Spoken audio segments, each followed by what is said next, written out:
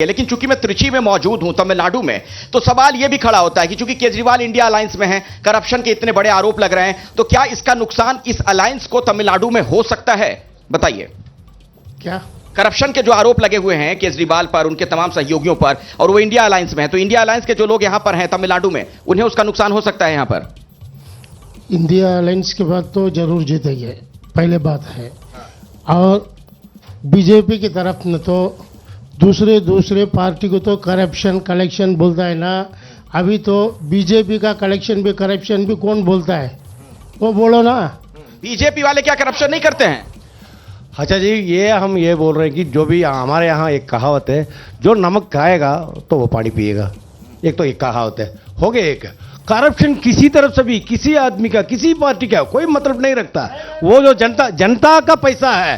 BJP के पास washing machine है, वो लोग कहते हैं। हम ये कह रहे हैं कि अगर मान लो आज तक की करप्शन हुआ करके बोलते हैं, क्यों नहीं कचहरी में जा रहे हैं, क्यों नहीं कोर्ट में जा रहे हैं, क्यों नहीं ले जाकर खड़ा करते हैं, ये क्यों नहीं काम करते? क्यों नहीं बीजेपी वालों को कोर्ट कचहरी में ले जा रहे हैं अगर उन्होंने भी करप्शन किया तो?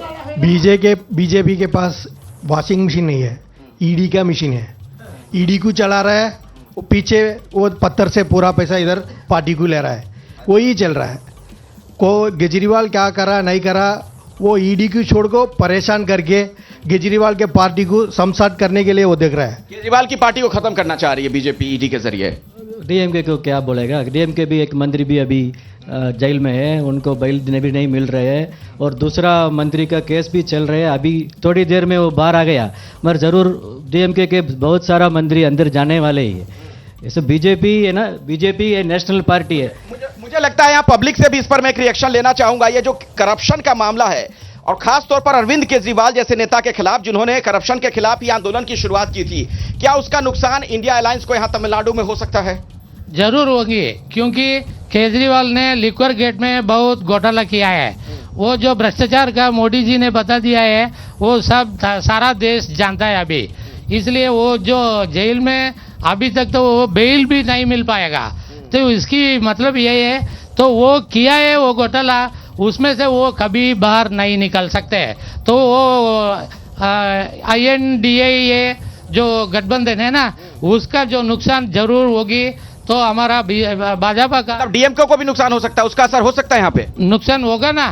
तो ये क्योंकि उन्होंने जो डीएमके का नेता और इंडिया गठबंधन का जो mister MK Stalin, he is taking the lead and stating that he will become the prime minister।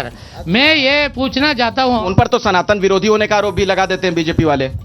वो तो मिलेगा ना। तो वो 25 लगभग 25-26 मिनिस्टर वो लिस्ट में है, वो सब घोटाला में भ्रष्टाचार में है। स्टालिन के 25-26 मंत्री जरूर है ना लिस्ट, अभी तो आने वाले हैं। हमारा जो प्रदेश नेता श्री अन्नामलई जी ने वो 14 तारीख को ये सब घोटाला का निकालेगा, वो सब लिस्ट बाहर पता चलेगा, बाद में सब चला चलेगा।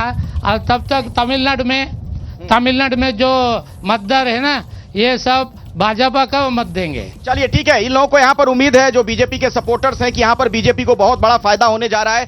लेकिन कैलाश गहलोत से जो पूछताछ चल रही है अरविंद केजरीवाल के मंत्री से, सवाल यह कि इसमें क्या होगा।